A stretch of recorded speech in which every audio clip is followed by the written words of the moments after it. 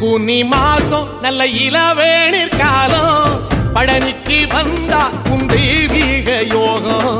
பழனிக்கு வந்தா உன் தெய்வீக யோகம் உத்திர நாளில் உன் உற்சவ திருத்தேரில் சிங்காரமாக உன் அலங்காரம் கண்டே அலங்காரம் காண நான் ஆனந்தமானே கைலாசன் மகராசா உன் வாசல் வந்தேனே குளிரான பன்னீரால் அபிஷேகம் கண்டேனே